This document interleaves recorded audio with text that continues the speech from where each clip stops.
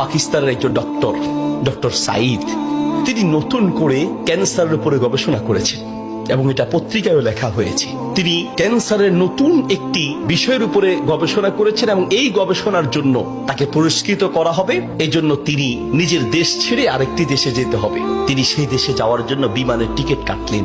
তিনি তার জীবনে দোয়ার যে ফল, দোয়ার মাধ্যমে যে কি করে অসম্ভব সম্ভব হয় তার বাস্তবতা তিনি নিজ মুখে বলছেন যে আমি বিমানের টিকিট কাটলাম, বিমানে উঠলাম, মনে বড় আনন্দ। দীর্ঘদিনের গবেষণার পরে আজ আমি পুরস্কার পেতে চলছি। বিমানে ওঠার পরে 1 ঘন্টা কোন রকম বিমান চলার পরেই আমাদেরকে পাইলট বলল যে আপনারা বেল শক্ত করে বাঁধেন, কারণ বিমানের যান্ত্রিক ত্রুটির কারণে সামনে আগাতে পারবে না। আশেপাশের যে কোনো একটা এয়ারপোর্টে আমরা সুযোগ পেলেই সেখানে ল্যান্ড করব। তিনি বললেন। কিছুক্ষণ পরেই বিমানটা ল্যান্ড করলো। আমি একেবারেই ভেঙে পড়লাম যে আমার বোধহয় যাওয়া হবে না।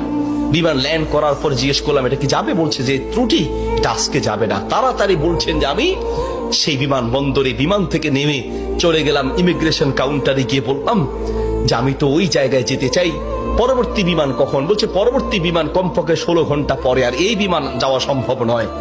তাহলে আমি কি করব? বলছে আপনি একটা কাজ করেন, যতদূর এসেছেন 3 থেকে 4 ঘন্টার মধ্যে আপনি পৌঁছাতে পারবেন যদি দ্রুত একটা প্রাইভেট কার নিতে পারেন। বলছে আমি তাড়াতাড়ি সেখান থেকে বের হয়ে ব্যাগটা হাতে নিয়ে দৌড়াতে এয়ারপোর্টের বাহিরে গিয়ে এক প্রাইভেট কার ঠিক করলাম। প্রাইভেট কার ওলাকে বললাম ভাই যত দ্রুত পারেন আগাতে থাকেন, টাকা নিয়ে টেনশন নাই, কারণ পুরস্কার তো বিশাল পুরস্কার, আপনি আগাতে থাকেন। প্রাইভেট কার ড্রাইভার গাড়ি চালাচ্ছে। তিনি বলেন মোটামুটি কিছুক্ষণ যাওয়ার পরে হঠাৎ বিশাল তুফান শুরু হলো। প্রচন্ড তুফান দেখে ড্রাইভার বলছে ভাই সামনে যাওয়া সম্ভব নয়। বলছে চেষ্টা করেন। বলছে দেখছেন কি অবস্থা, রাস্তাঘাট সব গাছপালা ভেঙে রাস্তায় পড়ে আছে। যখন তুফান আরো প্রচন্ড বাড়তে লাগলো আমি অবশেষে নিরাশ হয়ে বললাম যে জীবন বাঁচানো দরকার, পুরস্কার দিয়ে কি হবে, নিজেই যদি মরে যাই থাক, পুরস্কার চিন্তা নাই, সামনে যাওয়ার দরকার নেই। আশেপাশে বাড়ি ঘর দেখলেই কোন একটা বাড়ির সামনে গিয়ে দাঁড়ান, বাড়িতে গিয়ে অন্তত নিজের জীবনটা বাঁচাই। একটা ঘর দেখতে পেলেন, ড্রাইভার সেই ঘরের সামনে গিয়ে দাঁড়ালেন, দরজায় নক করলেন। একজন বুড়ো মহিলা বের হয়ে দরজা খুললেন। বলছে বুড়িমা আমরা মেহমান বিপদে পড়েছি, বাহিরে তুফান চলছে, একটু আশ্রয় চাই, কোনো পুরুষ থাকলে বলেন। বলছে ভিতরে চলে আসেন, কোনো পুরুষ আমার ঘরে নাই, তবে আপনারা বসেন, নিশ্চিন্ত থাকেন, আমি আপনাদের মেহমানদারির ব্যবস্থা করি। বলছে ঘরে পুরুষ নেই তো কোথায় গিয়েছে? বলছে কি বলবো দুঃখের কথা, কিছুদিন আগে আমার ছেলে এবং আমার স্বামী তো আগেই মারা গিয়েছেন, আর কিছুদিন আগে আমার ছেলে এবং ছেলের বৌমা দুইজন একসাথে অ্যাক্সিডেন্ট করে দুনিয়ার থেকে বিদায় হয়েছেন। বাড়িতে শুধু আমি আর আবার নাতিটা আছে। বলছে আপনারা বসেন, একটু মেহমানদারি ব্যবস্থা করি। মেহমানদারি হিসেবে কিছু খাবার দিয়ে ডক্টর সাইদের সামনে দিলেন, আর বুড়িমা তিনি নামাজে দাঁড়ালেন। নামাজ শেষের দিকেই তার নাতি হাউমাউ করে চিৎকার করে কান্না শুরু করলেন। প্রথম থেকে কাঁদছেন অল্প আস্তে আস্তে, পরে প্রচন্ড চিৎকার। ডক্টর সাইদ বলেন বুড়িমা আপনি কি করছেন, একটু নাতিটাকে নিয়ে আসেন, এইভাবে কাঁদছে কেন? পরে নাতিটাকে কোলে করে নিয়ে আসলেন। ডক্টর সাইদ জিজ্ঞেস করলেন যে তার চেহারা পুরো নীল হয়ে আছে, তার কারণটা কি, ওর কি রোগ হয়েছে? বলছে ডাক্তার সাহেব কি বলবো দুঃখের কথা, আল্লাহ আমাকে পরীক্ষা করছেন। আমার স্বামী তো অনেক আগেই দুনিয়া থেকে বিদায় হয়েছে, আমার সম্বল ছিল আমার ছেলে, সেই ছেলেটাকে আল্লাহ নিলেন, ছেলের বৌমাকেও নিয়ে গেলেন।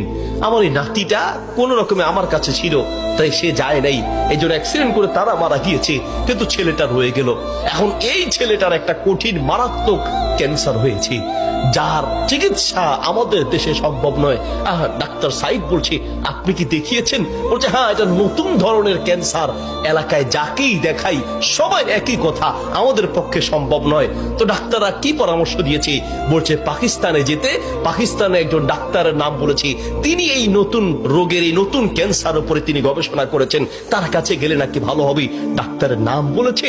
বলছে নাম তো বলেছে, কিন্তু ঠিকানা তো কিচ্ছু জানা নাই।